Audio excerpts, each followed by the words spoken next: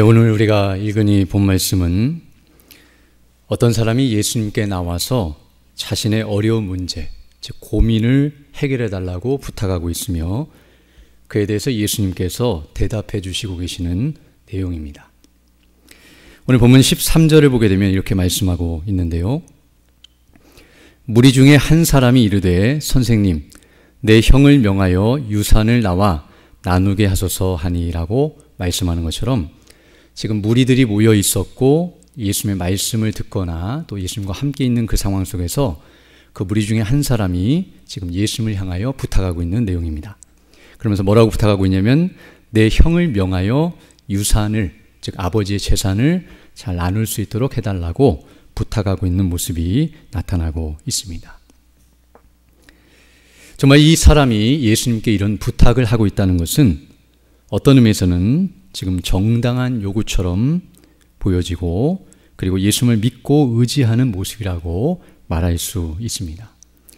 왜냐하면 이 일이 부당한 일이었다고 한다면, 누가 보더라도 잘못된 일이었다고 한다면 예수님께 나가서 이런 부탁을 감히 할 수 없었을 것이며, 그리고 예수님을 믿거나 의지하지 않았다면 이런 모습을 보일 수 없기 때문입니다.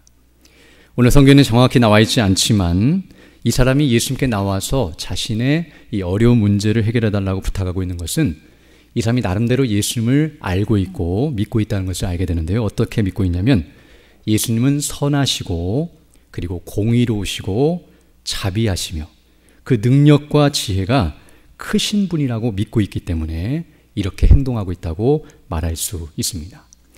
지금 어떤 이유인지는 모르겠지만 정당하지 못한 유산 배분이 이루어졌기 때문에 예수님은 선하시기 때문에 능력과 지혜가 있고 공의로우시기 때문에 이 문제의 옳고 그름을 분명하게 분별하시고 판단하실 것이며 또 그분은 자비하신 분이시고 은혜가 충만하신 분이시기 때문에 자기를 불쌍히 여겨서 자기가 지금 약자이기 때문에 이 문제를 공정하게 처리해 주실 것이라고 믿고 나름대로 예수님의 권위와 그분의 능력과 영광을 믿으면서 지금 예수님께 부탁을 하고 있다는 것을 알 수 있습니다. 왜냐하면 이제 뒤에 가서 예수님께서 말씀하는 것처럼 내가 너희의 재판장도 아니고 물건 나누는 자도 아니라고 말씀하시는 것처럼 예수님께는 이런 공권력이나 이런 재판할 수 있는 권세가 있는 분이 아니었음에도 불구하고 예수님께 이런 부탁을 하고 있다는 것은 나름대로 예수님께 대한 지식과 믿음이 있다는 사실을 우리에게 가르쳐 줍니다. 사실 예수님께 이런 부탁을 하기 위해서는 두 가지 전제사항이 필요한데요. 첫 번째는 자기의 무능력을 먼저 인정해야 하고 그리고 예수님의 능력을 믿어야 합니다. 어쩌면 이 사람은 이 문제 때문에 고민하면서 자기 스스로 해결해 보거나 다른 사람의 도움을 받으려고 하거나 재판장까지 가서 이 문제를 해결해 보려고 나름대로 노력했겠지만 자신의 힘으로는 할 수 없다는 것을 인정하고 자기는 할 수 없다는 것을 인정하면서 동시에 예수님께서는 이 문제를 해결하실 수 있다. 앞에서 말한 것처럼 어떤 의미에서 인간적으로 보면 예수님이 해결할 수 없을 것처럼 보이지만 그분께 부탁하고 있다는 것은 예수님을 그와 같이 행할 수 있는 능력자로 믿고 있다는 것을 우리에게 가르쳐 줍니다. 어찌 보면 오늘 본문에서 이 사람이 이와 같이 부탁하는 모습은 오늘날 우리가 하나님 앞에 기도하는 모습과 같다고 말씀드릴 수 있는데요. 기도할 때에도 이런 자세가 필요합니다. 즉 하나님께 우리가 기도한다고 하는 것은 두 가지 사실, 내가 무능력하다는 사실, 그리고 하나님께서 모든 것을 하실 수 있다는 능력을 믿을 때에만 기도할 수가 있습니다. 그리고 기도할 때 그런 자세로 기도해야 합니다. 왜냐하면 어떤 의미에서 사람이 기도하지 않고 있다는 것은 방금 말씀드렸던 이 두 가지가 빠져 있기 때문인데요. 자기가 할 수 있다고 생각하는 교만 때문에, 그리고 하나님의 능력을 믿지 못하는 불신앙 때문에 기도하지 않는다는 것을 알 수 있습니다. 즉 내가 못하고 하나님께 다 있다고 한다면 왜 기도하지 않겠습니까? 그러나 이 문제는 내가 얼마든지 하나님의 도움 없이도 해결할 수 있다고 생각하는 그런 인간적인 교만함이 있기 때문에, 그리고 이 문제는 하나님께서도 처리하지 않으실 것이라는, 아니 못하실 것이라는 그런 두려움과 불안감과 불신앙이 그 밑에 깔려 있기 때문에 사람이 기도하지 않는다는 것을 알 수 있습니다. 그래서 야고보서 4장 2절의 하반절을 보게 되면 이렇게 말씀하고 있는데요. 우리 잘 아는 말씀인데 너희가 얻지 못함은 구하지 아니하기 때문이다. 즉 우리가 하나님께로부터 무엇인가를 얻지 못하는 것은 하나님 앞에 이와 같이 기도하지 않기 때문이다라고 가르쳐주고 있습니다. 사실 하나님께서는 우리가 무엇이 필요한지, 우리가 무엇을 원하는지를 다 알고 계시고 또 다 주실 수 있는 분이시고 그렇게 해줄 마음을 갖고 계신 분이십니다. 즉 전지전능하시고 자비하신 하나님이십니다. 그렇기 때문에 이것을 아는 사람은 하나님 앞에 기도해야 하는데요, 오히려 그것을 안다고 하면서도 기도하지 않고 다 알고 계시니까, 다 주실 것이니까, 그럴 마음도 있고 능력도 있는 분이시니까 알아서 해주실 것이라고 생각하면서 가만히 있으면 방금 말씀드린 것처럼 기도하지 않으면 아무것도 얻지 못한다는 사실을 가르쳐주고 있습니다. 그래서 성경은 오히려 우리에게 기도하기를 원하시고 기도하라고 명령하고 있습니다. 즉 예수님께 기도하지 않고 있다는 것은 앞서 말한 것처럼 그것은 신앙이 아니라, 하나님을 진실로 믿고 있는 것이 아니라 제대로 믿지 않는 불신앙의 열매라는 사실을 우리는 알아야 하고요. 내가 할 수 있어도 사실은 우리가 하는 것이 아니라 하나님의 능력을 힘입어 행하는 것임을 기억하면서 숨 쉬는 것부터 시작해서 우리가 행하는 모든 것들을 다 하나님 앞에 맡기며 기도하는 자세가 우리에게 요청됩니다. 그러면 우리는 어떤 의미에서는 겸손함으로, 내가 아무것도 할 수 없다는 것을 인정하고 겸비된 마음으로, 그리고 하나님께서만이 모든 것을 하실 수 있다는 참된 믿음을 가지고 간구하는 자들이 되어야 할 줄로 믿습니다. 어떤 의미에서 이제 오늘 본문에 나오는 이 사람은 나름대로 앞서 말씀한 것처럼 예수님께 자기는 할 수 없다는 것을 인정하고 그리고 예수님은 하실 수 있다는 것을 믿으면서 지금 나와서 부탁하고 있다고 말씀드릴 수 있습니다. 여기까지만 보면 잘하고 있는 것처럼 보여지는데요. 그러나 오늘 본문을 보게 되면 이렇게 나온 이 사람의 부탁을 예수님께서는 거절하시며 책망하고 계신 모습이 오늘 본문에 나오고 있습니다. 14절이 바로 그 내용인데요. 이르시되 이 사람아 누가 나를 너희의 재판장이나 물건 나누는 자로 세웠느냐 하시고 라고 말씀하고 있습니다. 즉 그가 예수님을 나름대로 믿으면서 의지하면서 자신의 이 고민과 어려움을 해결해 달라고 요청하고 있지만 예수님께서는 오히려 책망하시면서 그의 부탁을 거절하고 있습니다. 그렇다면 오늘 이 사람이 무엇을 잘못하고 있는가? 오늘 우리는 이 부분을 집중적으로 살펴보기를 원합니다. 먼저 오늘 본문 14절에서 그 사실을 한 가지 가르쳐주고 있는데요. 14절에서 예수님께서 내가 너희의 재판장이나 물건 나누는 자이냐라고 이렇게 나를 그렇게 세웠느냐라고 되물으시면서 책망하시는 이 모습은 예수님께서 그런 권위와 권세나 능력이나 영광이 없으시다는 의미가 아니라 사실은 그럴 수 있는 능력자이시고 그럴 만한 권세와 영광을 가지신 분이시기 때문에 앞에서 말씀드린 것처럼 그분은 전지전능하시고 모든 걸 행할 수 있는 재판장이시기 때문에 사실 이렇게 해달라고 요청하는 건 무리한 요구는 아닙니다.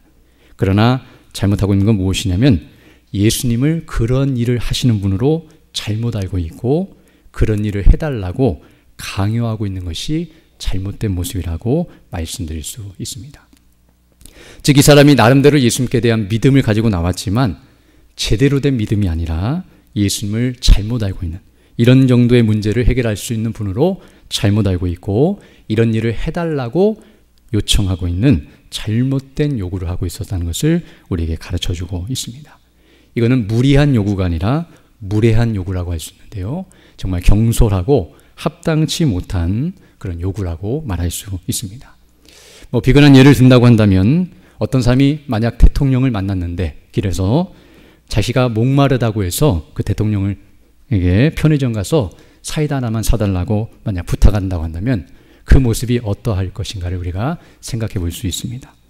물론 대통령이 돈이 없어서 사이다를 못 사줄 수도 없고 얼마든지 편의점에 가서 사줄 수 있지만 그것은 대통령에게 요구할 만한 요구사항이 아니고 대통령이 그 일을 하라고 그 사람을 만나거나 그 사람에게 있는 것이 아니라는 것을 아는 것처럼 예수님이 만왕의 왕이시고 만주의 주가 되신다는 것을 알았을 때에 이 정도 수준에서 예수님께 요청하고 있는 것, 뒤에 가서 살펴보겠지만 이것이 얼마나 무례한 행동이고 어리석고 잘못된 모습인가를 우리가 알 수 있습니다. 뒤에 가서 더 자세히 살펴보겠지만 예수님께서 이 땅에 오신 것은 바로 이런 일을 행하러 오신 것이 아니라 바로 예수님께서는 더 놀라운 일을 행하러 오신 것임을 드러내시고 바로 그분을 바르게 믿고 나아갈 것을 요구하시며 가르쳐 주시고 있는 모습이라고 말씀드릴 수 있습니다. 그러면 예수님께서 오늘 이 말씀, 누가 나를 너희의 재판장이나 물건 나눈 자로 세웠냐고 말씀하시는 것은 바로 예수님께 이와 같이 믿음으로 나름대로 예수님께 간구하는 모습으로 나온 이 부탁하는 행위를 하고 있는 이 모습까지는 잘하고 있지만 예수님을 제대로 알지 못하고 제대로 된 것을 구하지 못하는 부탁의 내용이 잘못됐다는 것을 책망하고 계시는 모습이라고 말씀드릴 수 있습니다. 그리고 이제 더 나아가서 오늘 본문 15절을 보게 되면 이제 예수님께서는 이 사람의 잘못의 본질, 더 나아가 핵심이 무엇인가를 가르쳐주고 계시는데요. 단순히 예수님을 못 알아보고 실수로 잘못된 것을 구한 것이 그의 잘못이 아니라 오늘 15절은 뭐라고 말씀하시냐면 그의 잘못은 바로 탐심이라는 사실을 가르쳐주고 계십니다. 15절 말씀을 보게 되면 그들에게 이르시되, 여기 말하는 그들이라고 하는 것은 지금 무리 중에서 한 명이 나와서 이렇게 말했는데요. 그 사람에게 말하는 것이 아니라 거기 모여있는 많은 사람들에게 지금 이 사람의 잘못과 또 거기 모여있는 사람들이 이런 잘못을 할 수 있다는 것을 지적하시면서 하시는 말씀입니다.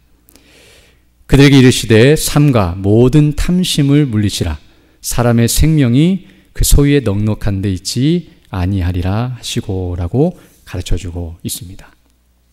지금 예수님께서는 이렇게 예수님께 부탁하고 있는 이 사람의 마음의 동기를 알고 계시고 지금 이 사람의 마음 속에 있는 뿌리 그리고 그 마음의 목적, 그 동기가 탐심이라는 것을 드러내시면서 그것이 잘못됐다는 사실을 분명하게 가르쳐주고 있습니다. 사실 겉으로 볼 때는 이 사람의 요구가 정당해 보이지만 그 속에는 부정한 마음이 들어있다는 사실을 지금 예수님께서 가르쳐주고 계신 것입니다. 앞서 말씀한 것처럼 야고보서 4장 3절을 보게 되면 앞에서는 우리가 얻지 못함은 구하지 아니함이라고 말씀했는데요. 그 다음에 4장 3절을 보게 되면 구하여도 얻지 못함은 정욕으로 쓰려고 잘못 구하기 때문이다 라고 말씀함으로써 구하지 않아도 얻지 못하지만 구해도 잘못 구하면 얻지 못한다는 사실을 우리에게 분명하게 가르쳐주고 있습니다. 즉 이 사람은 어떤 의미에서는 나름대로 예수님께 구하는 데까지는 나갔지만 그러나 정욕으로 쓰려고 탐심을 가지고 잘못된 구함이었기 때문에 예수님께서 거절하셨다는 사실을 우리에게 가르쳐주고 있습니다. 그리고 이제 16절로 오늘 본문 21절을 보게 되면 이제 예수님께서 한 비유를 말씀하시면서 어리석은 부자의 비유인데요. 바로 이 비유를 통해서 이 사람의 잘못이 무엇인가를 더 적나라하게 드러내주고 계십니다. 오늘 본문 16절부터 보게 되면 이렇게 말씀하고 있는데요. 또 비유로 그들에게 말하여 이르시되 한 부자가 그 밭에 소출이 풍성하매 심중에 생각하여 이르되 내가 곡식 쌓아 둘 곳이 없으니 어찌할까 하고 또 이르되 내가 이렇게 하리라 내 곡간을 헐고 더 크게 짓고 내 모든 곡식과 물건을 거기 쌓아 두리라. 정말 이 부자의 이 모습은 우리가 볼 때에 너무나 부러운 모습이 아닐 수 없습니다. 정말 곡식이 많아서 쌓아 놓을 곳이 없을 정도로 그래서 창고를 늘리고 그것을 풍성하게 쌓아 놓을 정도로 엄청난 소득을 얻고 있습니다. 그리고 19절 보게 되면 또 내가 내 영혼에게 이르되 영혼아 여러 해 쓸 물건을 많이 쌓아두었으니 평안히 쉬고 먹고 마시고 즐거워하자 하리라 하되라고 말씀하는 것처럼 세상적으로 보면 정말 이 사람처럼 행복하고 복되고 정말 놀라운 위치에 있는 사람이 없어 보입니다. 그러나 20절로 21절을 보게 되면 이 사람의 실상과 그 잘못됨을 분명하게 가르쳐주고 있는데요. 20절 보게 되면 하나님은 이르시되 어리석은 자여, 이 부자를 향하여 하시는 말씀입니다. 오늘 밤에 내 영혼을 도로 찾으리니, 영혼을 찾는다는 말은 바로 그 영혼을 주신 하나님께서 그 영혼을 도로 취하여 가심으로 그 사람이 죽게 된다는 사실을 말하는데요. 죽음이 오늘 찾아올 것이니 그러면 내 준비한 것, 그동안 쌓아놓았고 앞으로 누릴 모든 것들이 누구의 것이 되겠느냐 하셨으니 자기를 위하여 재물을 쌓아두고 하나님께 대하여 부요하지 못한 자가 이와 같으니라 라고 말씀해 주고 있습니다. 즉 예수님께서는 오늘 이 비유의 말씀, 이거는 너무나 우리가 잘 알고 있고 또 읽어봐서 다 아시겠지만 이처럼 아무리 많은 재산을 쌓아놨어도 죽으면 소용없다는 이 말씀을 통해서 예수님께서는 앞에서 예수님께 그 아버지의 유산을 나눠주고 형과 동등하게 또는 그에 합당하게 나눠달라고 요청하는 이 요구에 대해서 거절하신 이유, 그리고 그 사람이 무엇을 잘못하고 있는지, 이 부자가 무엇을 잘못하고 있는지를 가르쳐 주시면서 우리도 그렇게 해서는 안 된다는 사실을 가르쳐 주고 계십니다. 그래서 우리는 오늘 이 말씀을 통해서 도대체 이 비유와 그리고 이 사람의 행동 가운데 무엇이 잘못되었는지, 우리는 어떻게 해야 바르게 행할 수 있는 것인지를 다시 한번 깨닫지 않을 수 없습니다. 사실 앞에서 이 사람이 자기 형이 가져간 재산을 나눠달라고 요청하고 있는데요. 이것은 어떤 의미에서는 부정한 방식이 아니라 정당한 방식이었던 걸로 보여지는데, 당신은 형은 2배를 받고 동생은 나머지를 받게 되겠지만 어떤 의미에서 이 형이 그 동생의 몫까지 다 챙겨버리고 주지 않은 것처럼 보여지는데요. 그래서 그것을 나누어 달라고 어떤 의미에서 정당하게 요구하고 있지만 이 모습은 오늘 본문에 나오는 이 부자와 같다라고 가르쳐주고 있으며 또 이와 같은 모습으로 행하는 자들이 합당치 못한 모습이라고 가르쳐주고 있는 것임을 알 수 있습니다. 특별히 오늘 본문 21절을 보게 되면 그게 바로 결론인데요. 오늘 본문에서는 이 사람, 앞에서 유산을 나누더라고 하는 이 사람과 그리고 오늘 본문의 비유에 나오는 이 부자에 대해서 21절에서 이렇게 말씀하고 있는데요. 자기를 위하여 재물을 쌓아둔 자라고 가르쳐주고 있습니다. 이 말을 들으면 앞에서 우리가 살펴본 것처럼 탐심을 가지고 욕심을 가지고 재물을 쌓아놓는 자, 즉 재산을 얻고 재산을 늘리고자 하는 그런 모습이 잘못됐다라고 가르쳐주고 있는 모습처럼 보여질 수 있습니다. 물론 욕심을 가지고 탐심을 가지고 남의 것을 빼앗아서 자기의 것으로 삼으려고 하는 그 일은 잘못된 것이지만, 그러나 오늘 본문을 보게 되면 열심을 가지고 열정을 가지고 정당하게 일하여 재산을 늘리는 것은 잘못된 것이 아니라고 말할 수 있습니다. 여기 오늘 본문을 보게 되면 이 부자의 모습이 뭐라고 되어 있냐면, 부자가 그 밭에 소출이 풍성하였고 그래서 이와 같이 쌓아둘 곳이 많았다고 말하고 있습니다. 부자가 가난한 자의 것을 착취하거나 강요하거나 빼앗아서 부자가 된 것이 아니라 스스로 가진 재산을 불리고 있고 스스로 노력해서 재산을 불리고 있는 모습이라고 말할 수 있습니다. 또 앞에서 말했던 이 사람도 유산을 나눠달라는 것도 형이 가진 그 2배를 나에게도 달라고 하거나 정당하지 못한 방식으로 빼앗으려 한 것이 아니라 정당하고 합리적이고 합당한 방식으로 자신에게 재산이 주어지도록 요청하고 있는 모습이었기 때문에, 만약 이것이 잘못된 것이라면 예수님께서 처음부터 그의 요구사항이 잘못됐다고 지적하셨을 것이고요. 사람들도 그것에 대해서 인정했을 것인데요. 그렇지 않았다는 것은 바로 정당하고 합당한 요구였다는 것을 우리가 알 수 있습니다. 그러므로 우리가 여기서 알아야 할 것은 단순히 이 땅에서 재물을 쌓아놓고 열심히 일해서 재산을 늘리는 행위, 오늘 본문이 말한 것처럼 자기를 위하여 재물을 쌓아놓는 그 행위 자체가 잘못됐다고 말하고 있는 것이 아니라 그 뒤에 나오는 말씀이 더 중요하다는 것을 알 수 있습니다. 이제 오늘 본문 뒤에 21절 하반절을 보게 되면 자기를 위하여 재물을 쌓아두고 라고 말한 후에 그 다음에 이어지는 말씀은 하나님께 대하여 부요하지 못한 자라고 말씀하고 있습니다. 이 사람은 2 종류의 사람이 아니라 한 사람인데요.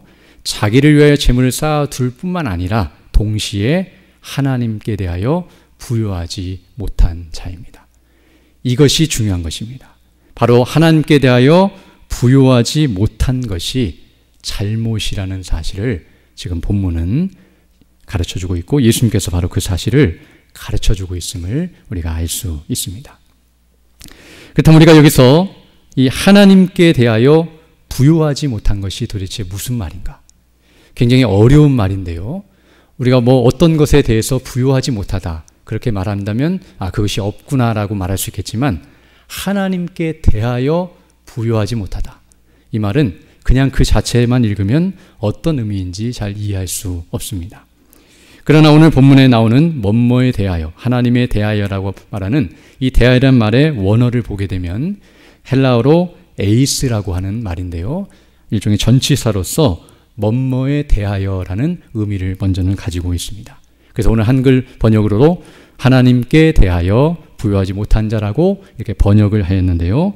그러나 이 에이스라고 하는 이 단어는 이렇게 뭐뭐에 대하여라는 의미도 있지만 또 다른 의미도 들어있는데요. 그것은 무엇이냐면 방향을 가리키는 표현으로서 어느 쪽으로라는 의미도 가지고 있습니다. 즉 어떤 방향을 향하여 어떤 쪽으로라는 의미를 갖고 있는데요.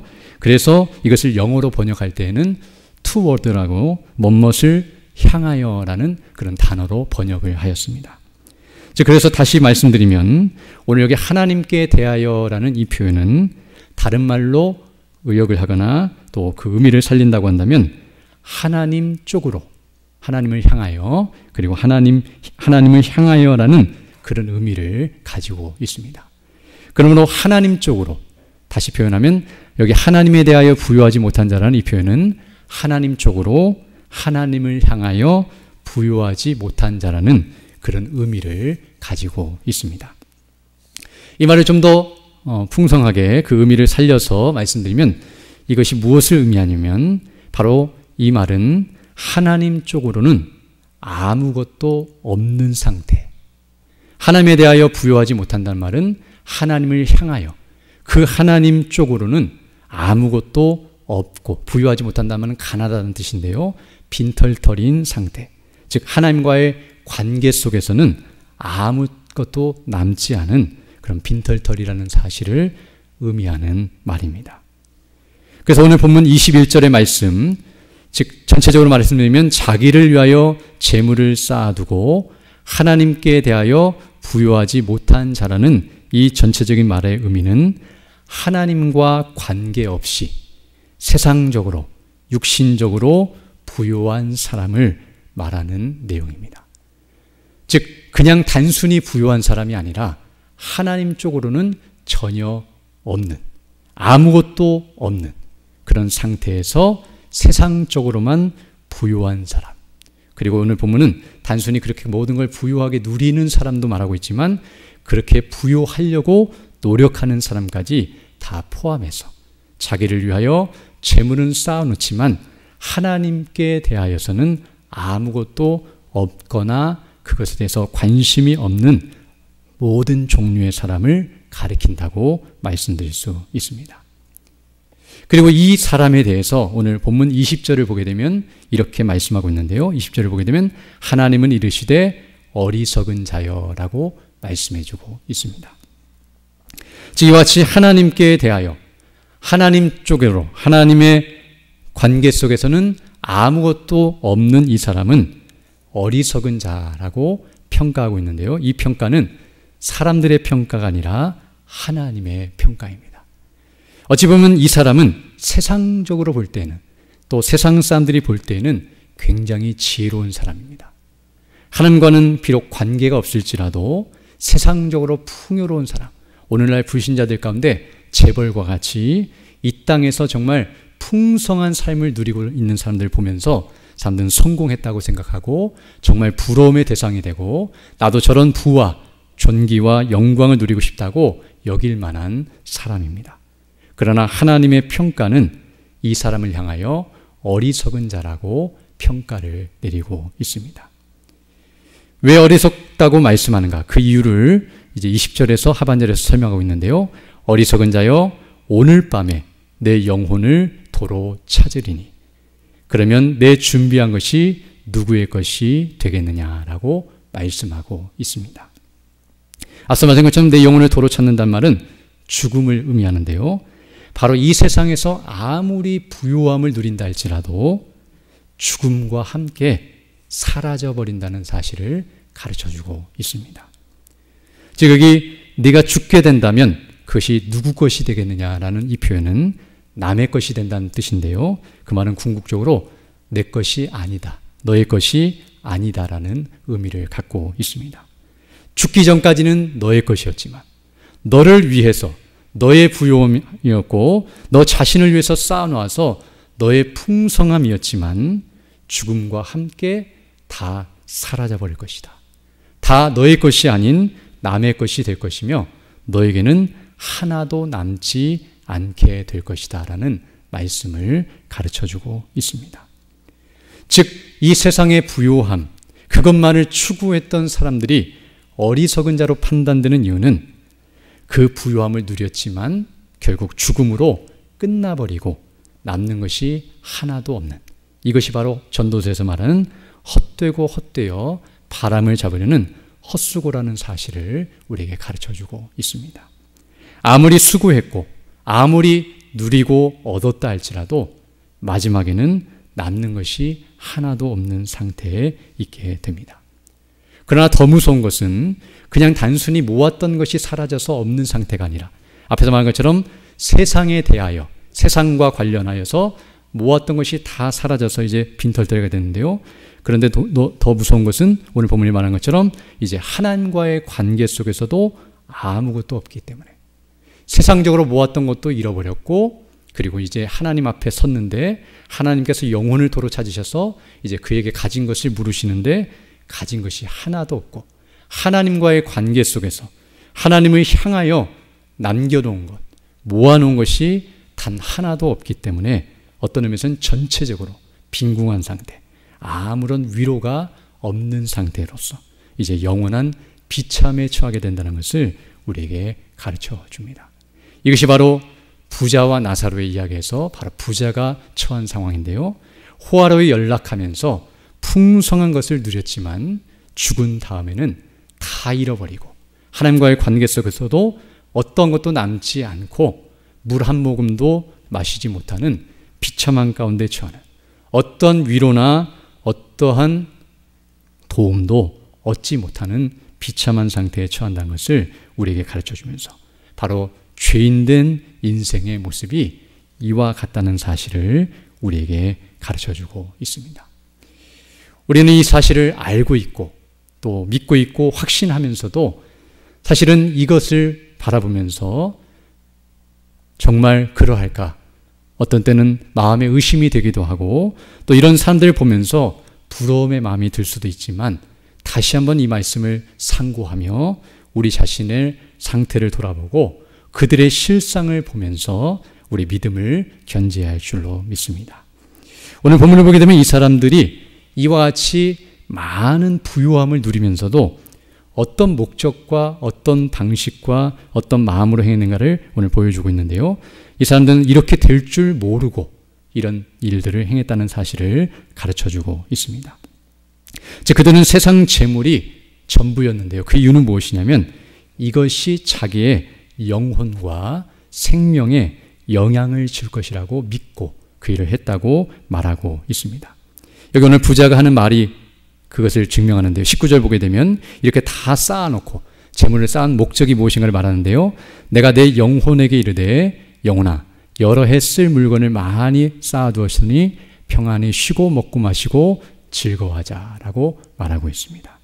즉 세상 재물을 쌓은 이유가 자기 육체를 위한 게 아니라 자기의 영혼을 위한 것이었고 마치 그것이 자기의 영혼을 즐겁게 하고 영혼을 영원히 평안케 하는 것이라고 생각하고 있었다는 것을 우리에게 가르쳐주고 있습니다. 어떤 의미에서는 이 사람이 내세를 생각했거나 진짜 영혼을 공민한 것이 아니라 이렇게 하면 내 모든 것이 평안할 뿐만 아니라 설령 영혼이 있다 할지라도, 그리고 영혼은 사람들이 생각할 때 영원히 존재하는 것으로 이해하기 때문에 영원토록 행복할 것이라고 여기고 있는 모습이라고 말할 수 있습니다. 또 오늘 여기 본문 15절에서 예수님께서 이 사람이 유산을 나눠달라고 말씀할 때에 탐심에 대해서 말씀하면서 이렇게 말씀하고 있는데요.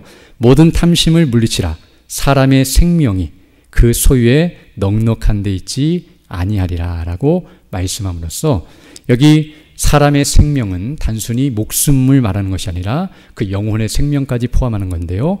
사람이 영원히 사는 문제, 그 영혼이 사는 영생의 문제는 그 사람의 소유에 넉넉한데 즉 재산이 많아지고 이 세상에서 이렇게 풍족한 삶을 누리는 것이 그 사람의 영혼과 관계가 없다는 사실, 그 영혼을 살리고 영원히 살게 하는 것이 아니라는 사실을 분명하게 가르쳐 줌으로써 바로 세상 재물을 모아봤자 그것이 우리의 영혼에 전혀 유익이 되지 못하고 마지막에는 그 영혼을 가장 비참한 대로 처하게 만드는 원인이 된다는 사실을 가르쳐 주면서 이것이 바로 오늘 본문이 말하는 이 사람의 어리석음이었고 바로 자기를 위하여 재물을 쌓아두면서 하나님께 대하여 부요하지 못한 자의 모습이라고 가르쳐주고 바로 이것이 어리석은 자의 모습이며 이 자리에서 벗어날 것을 우리에게 요청하고 있음을 알 수 있습니다. 그리고 오늘 본문은 단순히 이와 같은 책망으로 끝나는 것이 아니라 바로 이와 같은 자의 자리에 있지 않을 뿐만 아니라 반대로, 그러면 오늘 여기 본문에 말한 것처럼 하나님께 대하여 부요하지 못한 자라고 한다면 반대로 하나님께 대하여 부요한 자는 어떠한 것인가도 함께 가르쳐주고 있습니다. 물론 그것에 대해서 자세하게 설명하고 있지 않지만 오늘 본문의 내용들을 보게 되면 오늘 본문의 이 비참한 상태의 정반대가 바로 복된 상태라는 사실을 우리가 알 수 있습니다. 즉 오늘 본문에서 말하는 이 하나님께 대하여 부요치 못한 자가 이런 상태에 있다고 한다면 반대로 하나님께 대하여 부요한 자는 어떤 의미에서는 죽음으로도 그 부요함이 사라지지 아니하며 그 부요함이 영원하다는 사실을 우리에게 가르쳐 줍니다. 즉 세상 재물로 부요한 자는 죽음과 함께 끝나버리고 아무것도 남지 않지만 하나님께 대하여 하나님을 향하여 하나님과의 관계 속에서 부요한 자는 그 부요함이 영원토록 계속되고 죽음마저도 그것을 없이 할 수 없다는 사실을 우리에게 가르쳐 줍니다. 그렇다면 이 부요함이 무엇인가? 우리가 아는 것처럼 이 부요함은 오늘 본문에서 말하는 세상적이고 육신적인 부요함이 아니라 그 반대인 하늘에 속한 영적인 부요함이라는 사실을 우리에게 가르쳐주며 오늘 본문에서 말하는 하나님께 대하여 부요하다는 것은 바로 우리가 잘 알고 있는 예수님을 믿고 구원을 받아 누리는 은혜와 영광이라고 말씀드릴 수 있습니다. 정말 이것만이 성경이 말하는 유일하고 그리고 특별하고 완전한 부요함입니다. 이 외에 그 어떠한 것도 우리에게 부요함을 줄 수 있는 것이 없습니다. 우리가 잘 아는 것처럼 예수 그리스도 안에, 그분 안에 이 부요함의 모든 것이 들어 있습니다. 그래서 예수님을 보배라고 하는데요. 바로 예수님께서 오늘 본문에서 말하는 이 하나님께 대하여 부요한 자, 그 사람이 누리는 그 부요함의 원천이시라고 말할 수 있습니다. 그리고 바로 하나님 아버지께서 성령님으로 말미암아 우리 주 예수 그리스도 안에 있는 이 부요함을 우리에게 주십니다. 이것이 바로 성경이 말하는 구원입니다. 우리가 항상 듣고 있고 알고 있는 내용이지만 정말 이것이 무엇인가를 더 묵상하고 그 은혜 안에 거하는 자들이 되어야 할 줄로 믿습니다. 좀 우리가 아는 것처럼 예수님의 핏값으로 예수님이 십자가에 못 박혀 죽으심, 우리가 지난 저녁 기도의 시간에 계속해서 사도신경 강의를 통해서 들었던 것처럼 바로 예수님께서 본디오 빌라도에게 고난을 받으시고 그 이전에 성령으로 잉태되시고 동정녀 마리아에게서 태어나시고 그리고 고난을 당하시고 십자가에 못 박혀 죽으심으로 그리고 부활하심으로 이루어진 그 모든 것이 바로 우리의 부요함의 기초요 근원이요 원천이며 전부라고 말씀드릴 수 있는데요. 바로 예수님의 핏값은 그 어떤 것으로도 갚을 수 없는 엄청난 값이라는 것을 알게 되는데요. 그 하나님의 아들이 죽으신 그 핏값으로 우리의 죄사함이 이루어졌습니다. 우리의 죄사함은 바로 우리가 지은 그 죄, 하나님 앞에 엄청난 빚을 졌는데 바로 그 빚이 한 번에 다 탕감받은 것이 바로 주 예수 그리스도의 핏값인데요. 바로 우리가 갚을 수 없는 세상에 아무리 부유함, 이 땅에 가진 모든 재물로도 우리의 죄를 단 하나도 씻을 수 없고 하나님 앞에 내세울 수 없고 그 죄를 없이 할 수 없지만 그러나 예수님의 피로 그 엄청난 죄가 다 사함받아서 다 탕감받았다는 사실을 생각하면 우리가 얼마나 엄청난 부요함을 얻게 되었는지, 사실 이것만 생각해도 엄청난 부요함입니다. 즉 진 빚만 그냥 탕감받았어도, 누리고 있는 것이 없어도 그것으로 충분합니다. 그런데 예수님께서 행하신 일은 바로 그분의 의로 말미암아 우리를 의롭다 하심으로 우리에게 엄청난 부요함을 허락해 주셨다는 사실, 바로 이 사건으로 말미암아 우리 주 예수 그리스도의 행하신 일로 말미암아 바로 우리가 죄사함을 받고 의롭다 하심을 받아 우리가 하나님 나라의 백성이 되었고 하나님의 자녀, 곧 하나님을 아버지라 부르는 자녀가 되었으며, 이 말은 하나님 나라를 상속받을 수 있는 그 영원한 기업을 물려받을 후사가 되었다는 것을 우리에게 말해주는데요, 바로 그 모든 영광과 부요함을 다 받아 누리게 되었다는 것, 이것이 바로 그리스도인들이 누리게 되는 영원한 부요함임을 알 수 있습니다. 그리고 이 부요함은 사단도 빼앗아갈 수 없고 거기에 대해서 참소할 수 없고 그 부요함을 없이 할 수 없다는 것, 죽음도 그리고 그 어떠한 대적도 우리를 그 하나님의 사랑에서 끊을 수 없으며 우리가 받은 그 기업을 무효화시킬 수 없으며 그리고 그 영원한 영광에서 우리를 무너지게 할 수 없다는 사실을 성경이 계속해서 말해주고 있습니다. 그러므로 결론적으로 말씀드리면 바로 성삼위 하나님, 하나님 아버지와 우리 주 예수 그리스도와 성령님, 그리고 하나님의 나라가 우리의 부요함의 본질이고 핵심이고 전부라는 사실을 우리가 알게 됩니다. 이것은 단순히 오늘뿐만 아니라 우리가 계속해서 성경을 통하여 또 목사님을 통해서 항상 듣는 말이고, 이것이 바로 우리의 영원하고 완전한 부요함임을 우리에게 가르쳐주고, 이 부요함을 누리는 사람이 바로 오늘 본문이 말하는 하나님께 대하여 부요한 자라는 사실을 깨닫게 됩니다.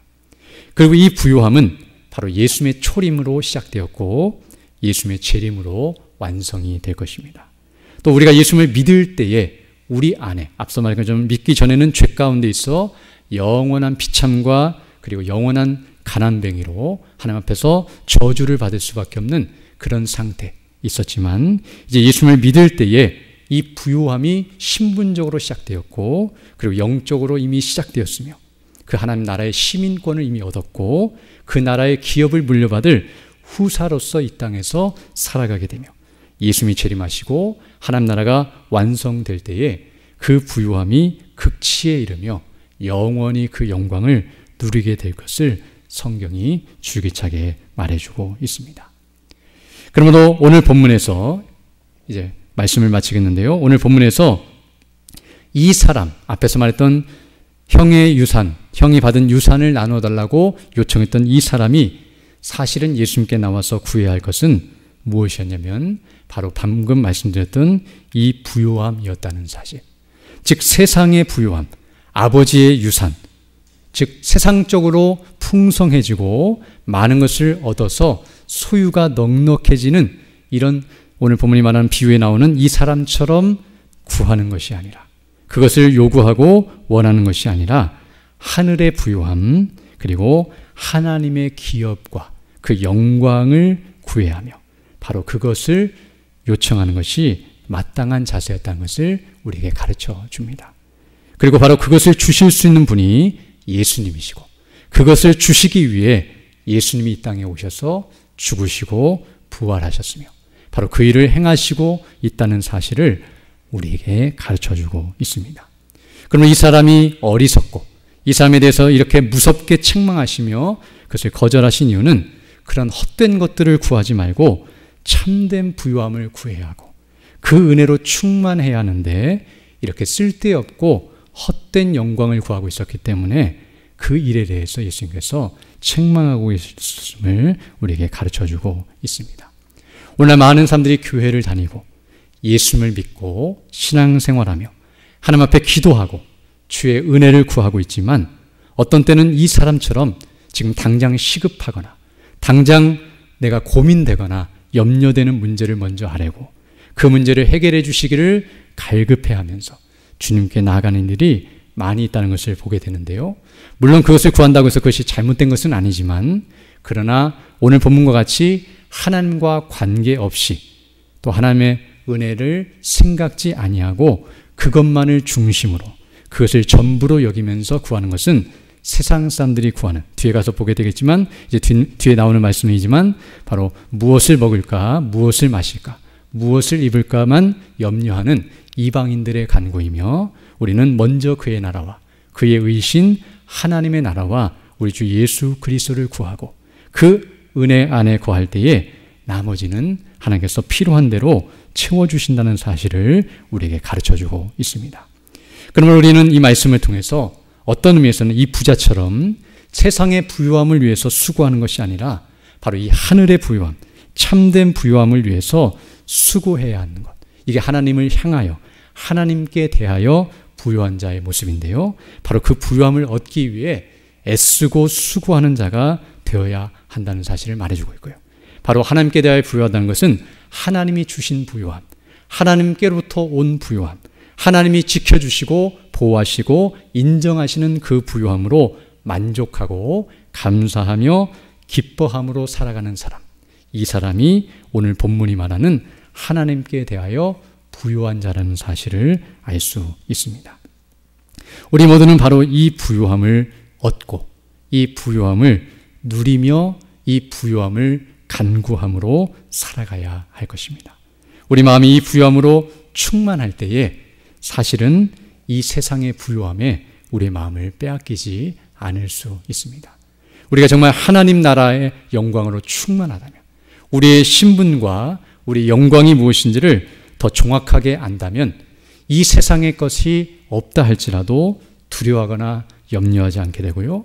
설령 이 세상에서 모든 걸 얻었다 할지라도 그것 때문에 자랑하거나 교만해지지 않고 오히려 하늘의 부유함으로 충만한 삶을 살게 될 것이며, 바로 그 부유함을 계속 바라볼 때만이 세상의 마음을 빼앗기지 않고, 그리고 그 이 세상에서 수고하는 것도 그 나라와 영광과 그 부유함을 위해서 바르게 사용하게 될 것입니다.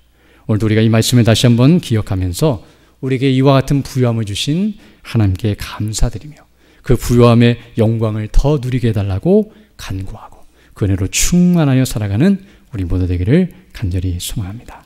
함께 기도드리겠습니다. 거룩하시고 자비로우신 아버지 하나님, 감사를 드립니다. 우리가 이 땅을 살아가면서 어떠한 것으로 만족하고 있고 기뻐하며 우리 마음의 중심으로 삼고 있는지 다시 한번 돌아볼 수 있도록 인도하여 주시고, 우리 주 예수 그리스도 안에 있는 이 참된 부유함만이 우리의 영원한 부유함이요 완전한 부유함임을 기억하고 그것을 위해 수고하고 그것을 얻고자 간구하며 그것을 누리며 살아가는 자들이 되기를 소원하오니, 이 시간 주의 성령께서 함께 해주셔서 우리 마음과 생각과 중심이 날마다 그 하늘의 영광으로 충만하여 주님 맡기신 순례길을 살아가며 주의 복음의 영광을 광포하며 그 뜻을 따라 살아가는 우리 모두가 될 수 있도록 은혜를 더하여 주옵소서. 우리 구주 예수님 이름으로 기도드립니다. 아멘.